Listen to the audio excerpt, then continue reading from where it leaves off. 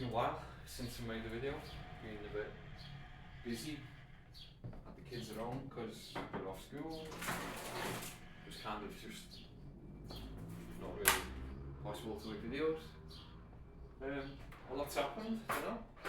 Lots of things have been going on in the world. But I wanted to talk about a thing that happened to me like about a week ago, and it was a strange thing, and it's just like how I wanted to comment on, like, even though like I'd like to think that I've kind of got a lot of things under control, and I try not to like stress out and panic and react to things. I'm conscious that that's like a tendency that we all have, but even so, I still, like everyone else, like fall into like comparisons with other people and stuff where it's kind of strange. So I like everyone, I'm subscribed to like lots of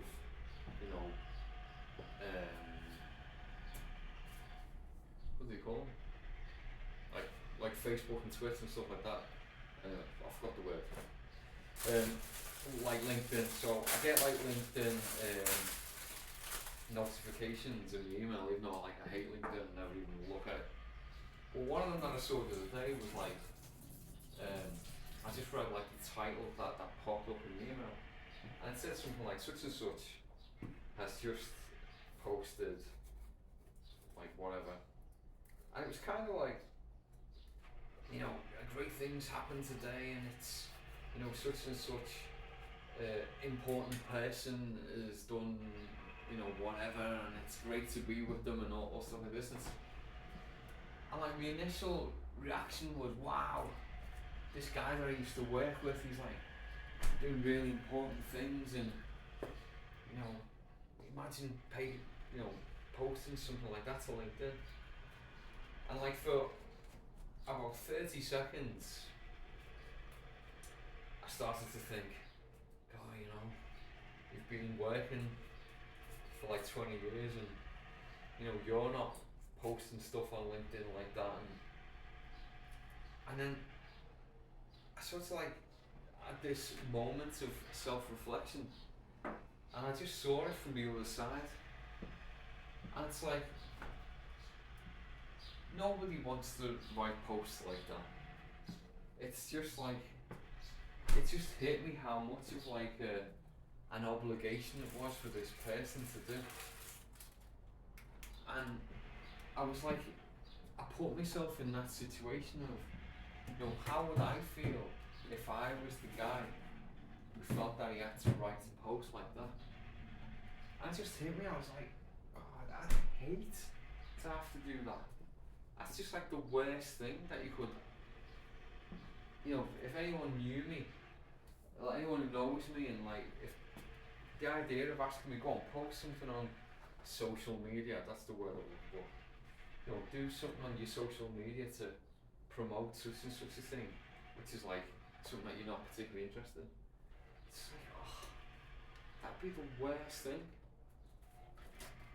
And even though like I reflected on that afterwards, like for those, I don't know, that 30 seconds, that minute when I was like thinking, oh, you're such a failure because you're not doing these things, it was like, it was kind of real. I was like, oh no. And I just snapped out of it. It's not even that I had to say, come on, pull yourself together, don't be thinking like that. It wasn't that. I just realised, God, I'd hate to have to do that. And even so, even though it was something that I'd hate, to reply to me, that was just totally, oh, why are you doing that? And it just made me think, I wonder, I'm a big believer in, like, if it happens to you, then it's probably happening to other people. I don't think that I'm particularly unique in like me urges and the things that just pop into my mind pop into like everyone's minds as far as I can tell. But where the difference comes is I definitely try not to beat myself up about it, because that was another thing. It was like the instant reaction was like starting to beat myself up immediately. Like, why aren't you doing that? And so, it hit me like thinking, wow, even someone like me, or like I consider myself as like basically, in a, as a 48-year-old man who's like kind of got his shit together, I still can just fall into those traps. It's like, so what chance does, some like 20-year-old guy from the university have, or, it hit me like about, like thinking about my kids. I have two teenage daughters and like, another one who's younger, a son, and like, what's in store for them, or like what do they have to deal with now? Because I didn't have to deal with social media until my 20s. And even then, I've always like blown pretty hot and cold about it. When I was on Facebook back when you needed to be invited to have an account, so somebody invited me and stuff, and like the guy who invited me was like kind of dead tech savvy and all this, and I was like, ooh, I think I better start using this just to see what it's like. And then I thought initially that it was going to be a big, I thought it'd be more geeky than it was, but in the end it just turned out to be like cat photos. But when I stopped using it, so obviously I work in front of a computer being a programmer, and so I'd always have Facebook kind of open, and it was just like something you check every now and again. But when I, like over Christmas, like the Christmas holidays, when I'm on holiday, I'm not checking social media, and I certainly wasn't then. And also this was kind of before smartphones were any good, and nobody had a smartphone, so like you weren't really checking your social media on your phone. It was like a computer thing. I just, when I'm on holiday, I don't really want to know anything about computers at all anymore. And so, I like over Christmas, it'd be a week or a week and a bit where I just wouldn't check any, my Facebook or anything like that. And so when I came back to it, I just couldn't face it. I don't know if it was just me who felt like I was meant to be looking at everything that ever, came through. But I couldn't face it. But I did it, and then I remember the year later, there was the similar type of deal. I'd just come back, and I just went, you know what? I'm not using this anymore. I just can't face it. And that's just when I stopped using Facebook, and it was just like completely by surprise. I didn't wake up that morning thinking, today I'm not going to use Facebook, which is kind of the way I also gave up drinking and the way I gave up meat. When I woke up that morning, I didn't realise that I was going to do that day. But anyway, I just stopped using it, and I feel much better. I don't feel as, I don't know, I think I'm kind of, maybe I've got like an addictive personality or something like that. And so most of not using Facebook just came down to me feel like, just one less thing to worry about. And it's a bit like giving up drinking as well, because no matter how much you drink, or whether however much you enjoy it, at the back of your mind, you know that it's not good for you. You know that you are actually poisoning yourself. Alcohol is actually poison. So, like me giving up drinking, apart from like all the benefits with like my weight and also time to do better things like read and all that. It's just one of those things where I don't have to worry about the fact that I'm not actually punishing my body with alcohol, like every well, even if you don't drink every day, but every week or whatever. And so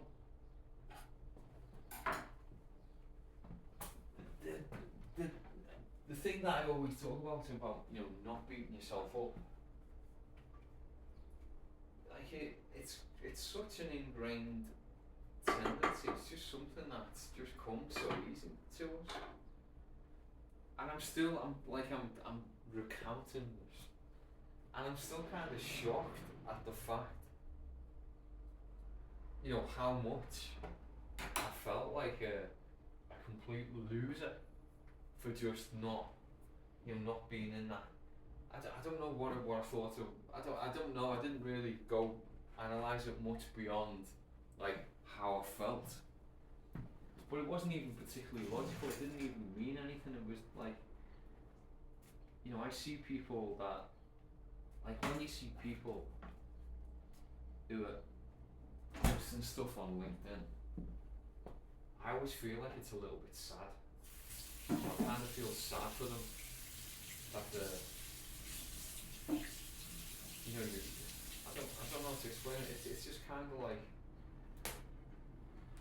you have to do this, or like there's some part of your job that's expecting you to do these kind of social media posts, and it's not even like, I get people, like I like Twitter. I like the way people just, shoot the shit on Twitter, like sort of make, it's kind of funny, or, people make the points that they do. And it's kind of, it doesn't feel like corporate at all. Whereas obviously LinkedIn, that's what it's all about. It's about, this is my professional life. I mean, maybe it's better, maybe that's why it's good. Maybe LinkedIn is superior to other things because it's like, this is my, corporate persona. And like, this is all I'm going to talk about, and this is all you're going to know. So, maybe it's more honest or something, but it just feels kind of, I don't know, like trying too hard all the time. But anyway, that's not the point of this video. Isn't to bitch and moan about social media. It's just how easy it is to, fall back into old habits of like self-criticism and, oh, I'm not good enough, or, and it was completely me. It wasn't anything that was in like the message, the email that I didn't even completely read. It's just things that like because like this, the guy who posted it, we started our first job at the same time, and so although I don't like compare myself to him, but he's like a contemporary of mine. That's just the way it is. So you sort of like look, you see your own career in terms of, people that you start with type of thing. And I've been down the manager path, and I've started my own company, and I've been people's bosses and stuff like that, and I don't like it. And I think the reason I don't like it is because you have to prioritize that part of your life above everything else. Otherwise, you're not going. I felt like I got to a crossroads in my life where it was kind of, I can really go for this professionally, and like, I'd reached like a good level of success, and it was like time to, I could take it to the next stage. But I had 3 kids and a wife, and it was like I wasn't prepared to like not be as involved with my kids, because I was at the point where like I was working long hours and I was out of the house a long time, and it was like I was leaving the house before the kids were getting out of bed and stuff like that, and then I was coming back to the house 12 hours later if I was lucky. And I didn't, I just didn't want to do that. and then things sort of happened that made it that I had to like either really go for it or just like I could just let it go. And so I decided to let it go. I didn't want to do that because I had a lot of um, people that I could see who had completely gone for the career path, and like they obviously they were very driven people, but they were driven. What excited them was like doing, it was the business of it, and that just wasn't something that I was prepared to do. And it's something I absolutely don't regret at all. I'm glad that I'm the type of father that I am. That my kids, especially because at that point that was when I started to work from home more again, and so I was like at least a stay-at-home dad in the sense of being there when the kids get up and like when they come home from school, and all that I'm there, and that's gone on like to the present, like 10 years later, where I'm when the kids wake up in the night and they're not well, they call me, and I wouldn't have it any other way. And that's like when my son gets up early in the morning, he wants me to get up with him. And even if it's just like can you sit next to me while we watch telly? Well, that's nice. But that's the kind of thing that I wouldn't have had if I'd have like been totally career motivated. And it was kind of a fluke because it wasn't something that there was a time in my life when I was very, I don't know, I wasn't exactly career motivated, but it was just like the next step. It was just the next rung. So it was like you do your GCSEs, your A levels, you get your degree. I did a PhD. I started work. Then I started to go up like the corporate ladder. Then I left and I got a good got an important project, and then like I started working with other people. And it was just automatic. And then you sort of realise, hold on, I'm going up here and there's other things in my life over there, and they're diverging, and at some point I'm not going to be able to get back over. And so that's just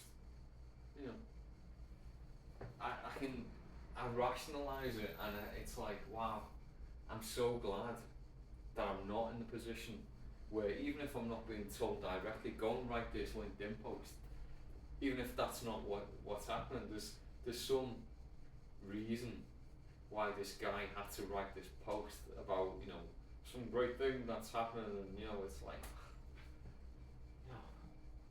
I dodged the bullet there. I hope this guy's very happy. I'm sure he is. He was a very bright guy, and I'm sure that he's doing very well in his career and stuff. But at the same time, it's just like, I am so glad that that's not me. But like, so glad. But I used to have these dreams. Believe it or not, I used to have long hair, like very long hair, and occasionally I'd have a dream where like I'd get my hair cut, or something would happen and I'd get my hair cut, and I'd wake up and I'd be like, thank God my hair's still long, you know what I mean? It's just, and it kind of feels a bit like that, where I start imagining myself going down this corporate path, and all of a sudden like, thank God I'm still me, I'm still here, I'm still like cooking lunch and making a video and stuff, which if you belong to some kind of corporate structure and stuff, you don't have the freedom to do that either. Or maybe you don't. I mean, I guess some people do, but it's like, I can see how you go down the trap of like, well, maybe I won't say this because it might not sit well at work and things like that. And it's got to be soul destroying. But I'm also sure I'm also not sure that everyone gets to the point where like they actually can sort of get a bit of perspective on their life, and like actually think about, well, what does make me happy? Never mind what should I be doing, what are all these external forces coming on me and like pushing me in a direction that, or that I might feel, I might even help myself along and like sort of obey the direction, but is it what you want? does it make things better? Does it make the world better? Does it give meaning to your life? So that's another thing that we, when you're young, you don't think about meaning as much. You know, it's kind of, well, at least I didn't. And you know what gives your life meaning, and even what is meaning? What does meaning mean to you? You know, what's meaningful? And I don't know. You know, even at the times when I don't know exactly what I'm pushing for, I know what I'm not. I know that it's, you know, my job does not give me meaning. You know, it doesn't, and I'd hate to be the type of person where it did. You know, that where it's like I think we all have like a hole in our soul. You know, that like needs things to be put in to like make us feel whole. And we have a hole with an H, and we want to feel whole with a W. And I think we just try and, you know, different times of our life we try stuffing it with different things. It's like when you're young, it's like with hedonism, you know, it's, you know, sex, drugs, and rock and roll type of thing. And then you get a bit older, and then it's like with your career or money. And then you sort of, I don't know, I don't really feel like I have this like hole anymore.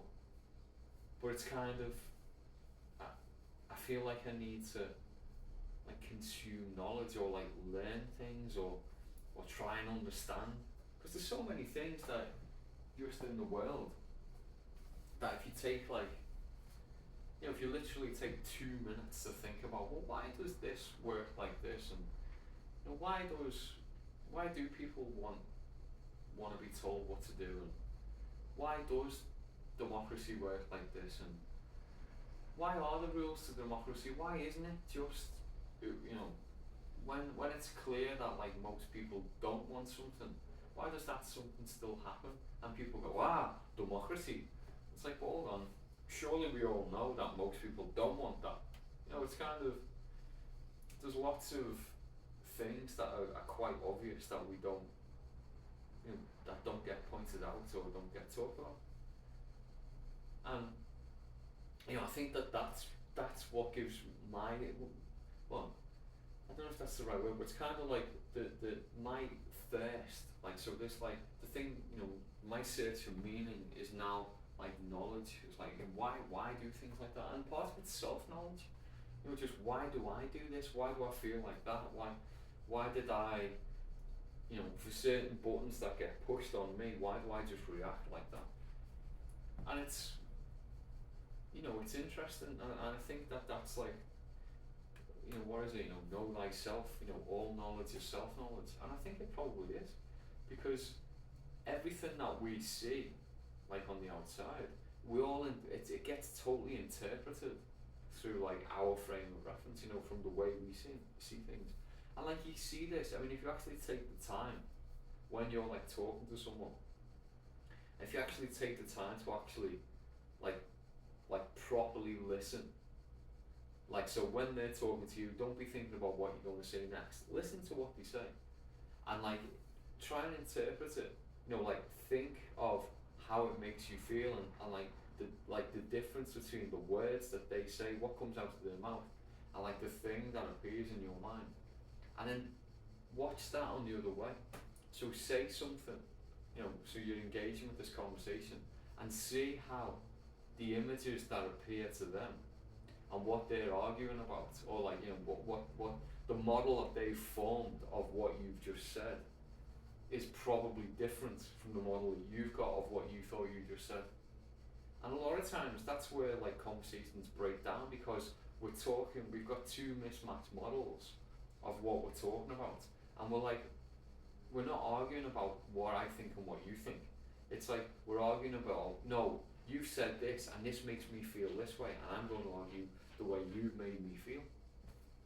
And it's you know, it's a lost opportunity. So, but you can only actually get there, you know, not that there's like I'm not talking about get there as a destination, but you know, the process of, you know, being able to listen to people. I mean, it's not easy, and it's not like it. It's kind of depressing in a way. Like just yesterday, I was having a coffee talk to some guy that I haven't seen for a few months, and you know, when you don't see each other for a few months, then lots of things sort of like come out and get talked about. And I mean, and I was there with my wife and his wife, and we were all just talking about stuff all together type thing. And it's kind of like when certain topics get raised or certain things you know, get said, you can just see in people's faces like the reaction, you know, and like that they don't like what just got said, for instance, or you know, it's interesting, and so then when they say something back, you can tell that there's just this like whole like pressure, like stress of like, you know, you just said something that I don't like, but we're friends, so I don't want to like just say something that you don't like, and we're not actually getting anywhere with the way we talk, you know, just in general, just in society. And I think that's where all the polarization's coming from, because it's just, if we just all separate into teams, and then, you know, we can just all hate on the other thing, then you don't even actually have to think about your own opinions and your own, you know, whether I mean, do you believe what you think? You know, that sounds funny, but you might not. The things that you believe and say, you might not even believe in them. Sorry, so the things that you think and say, you might not actually believe them if you actually scratch the surface and think about them. And it's, you know, that I think that's exactly why politics is so polarized at the moment, because it's just so much easier to get people together to like hate something than actually come together in some common understanding of like something positive that you want to create. Because there's nothing positive about politics at the moment. No one's actually proposed anything good. Even like things that, you know, so like there's like our big topic at the moment is like immigration, and no one's actually got anything positive to say about it. It's either like get them all out, or just like let them all in because I want to destroy what we have now. You know, it's like, well, neither of these things are proactive or productive. But like no one wants to talk about it. No one wants to talk about like, well, why is this a new phenomenon? You know, have boats suddenly got better or something that more people can come, or you know, what's going on? What's the fundamental reason for this? That it's just like all over the West, the immigration level's just gone up exponentially. There is a reason, but you know, nobody wants to talk about it. I'm not saying that I know exactly what it is, but it is because of something. You know, all things happen because of other things. That's what I mean. So to say that, you know, to just ignore that, it doesn't make sense. And that's just one example of like everything. Everything's like that. It's like, oh, everything's just mystical now, and it just all happens. But I hate it, and they love it, and so we're just going to butt heads about it.